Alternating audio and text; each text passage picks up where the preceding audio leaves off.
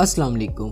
हर living thing को जिंदा रहने के लिए खाने की ज़रूरत होती है। इंसान जो कि क्राउन ऑफ क्रिएशन है, वो भी खाए बगैर जिंदा नहीं रह सकते। हम अपना खाना दूसरे लिविंग थिंग्स से हासिल करते हैं। गोश्त जो हम खाते हैं वो जानवरों से हासिल करते हैं, जबकि सब्जियां और फल हम लोग पौधों से हासिल करते हैं। स्मॉल लिविंग थिंग्स जैसे कि चूंटियां भी अपना खाना खुद तलाश कर रही होती हैं। जितने भी जानवर हमारे इर्द गिर्द मौजूद हैं, वो अपना खाना दूसरे जानदारों से हासिल करते हैं। इन जानवरों में बिल्लियां, कुत्ते, शेर, बकरियां वगैरह शामिल हैं। वो जानवर जो अपना खाना दूसरों से हासिल करें उन्हें हेटेरोट्रॉफ्स कहा जाता है। हर तरह के जानवर और इंसेक्ट हेटेरोट्रॉफ्स कैटेगरी में आते हैं। ऑटोट्रॉफ्स ऐसे लिविंग थिंग्स हैं जो अपना खाना खुद तैयार करते हैं। वो अपना खाना किसी दूसरे लिविंग थिंग से हासिल नहीं करते। ऑटोट्रॉफ में पौधे शामिल हैं। हमारे प्लेनेट अर्थ पर पौधों की तकरीबन 1 मिलियन से ज्यादा स्पीशीज मौजूद हैं। सारे के सारे पौधे अपना खाना खुद तैयार करते हैं। जिस प्रोसेस के जरिए पौधे अपना खाना तैयार करते हैं उसे फोटोसिंथेसिस कहा जाता है। ये प्रोसेस पत्तों में होता है। फोटोसिंथेसिस का प्रोसेस क्लोरोफिल की प्रेजेंस में होता है। क्लोरोफिल ग्रीन कलर का एक सब्सटेंस है जो पत्ते में बहुत ज्यादा अमाउंट में प्रेजेंट है। क्लोरोफिल में सेंट्रल एटम मैग्नीशियम है और इसमें 4 रिंग्स मौजूद हैं। पत्ते का ग्रीन कलर क्लोरोफिल की प्रेजेंस की वजह से ही होता है।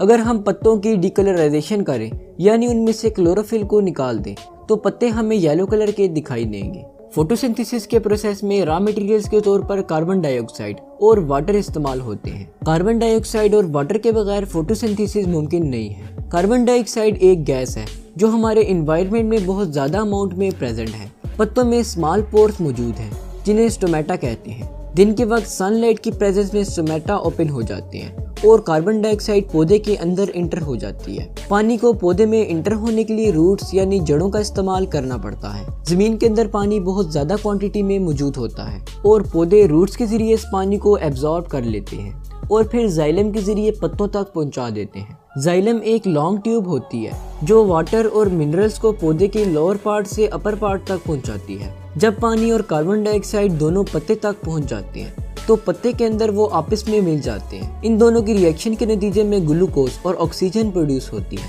साथ ही साथ हीट एनर्जी भी इवॉल्व होती है। ग्लूकोज फोटोसिंथेसिस का मेजर प्रोडक्ट है।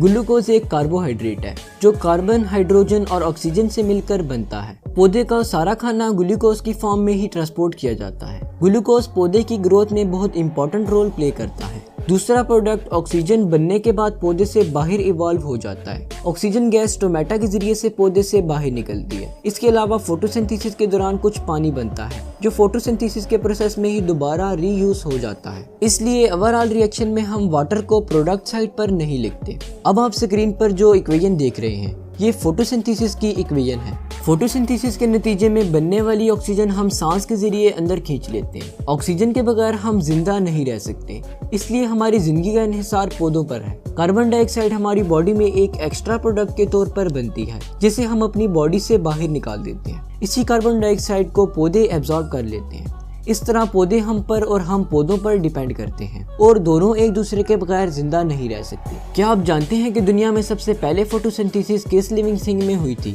फॉसिल फ्यूल्स और साइंटिफिक एविडेंस हमें ये बताते हैं कि प्लेनेट अर्थ पर सबसे पहले फोटोसिंथेसिस एक बैक्टीरिया में हुई जिसका नाम साइनोबैक्टीरिया था। ये बैक्टीरिया की ओल्डेस्ट टाइप है जो तकरीबन 1 बिलियन साल पहले अर्थ पर प्रेजेंट थी। एवोल्यूशन थ्योरी हमें ये बताती है कि इनकी फोटोसिंथेसिस के नतीजे में ही आहिस्ता आहिस्ता अर्थ पर ऑक्सीजन जमा होना शुरू हुई और लाइफ शुरू हुई। ओजोन लेयर जो कि अर्थ के गिर्द प्रोटेक्टिव लेयर मौजूद है वो भी ऑक्सीजन पर मुश्तमिल है। ऑक्सीजन आहिस्ता आहिस्ता स्पेस में एक्यूमुलेट होना शुरू हुई और ओजोन लेयर बनी। इवोल्यूशन थ्योरी के मुताबिक ओजोन लेयर ने ही अर्थ पर लाइफ को पॉसिबल बनाया। सिंपल लिविंग थिंग्स से फिर कॉम्प्लेक्स लिविंग थिंग्स ओरिजिनेट हुए। ये सब बातें हमें साइंस बताती है। इन सब बातों से ये नतीजा निकलता है कि फोटोसिंथेसिस लाइफ का वो इम्पोर्टेंट प्रोसेस है जिस पर सारी की सारी लाइफ डिपेंडेंट है। अगर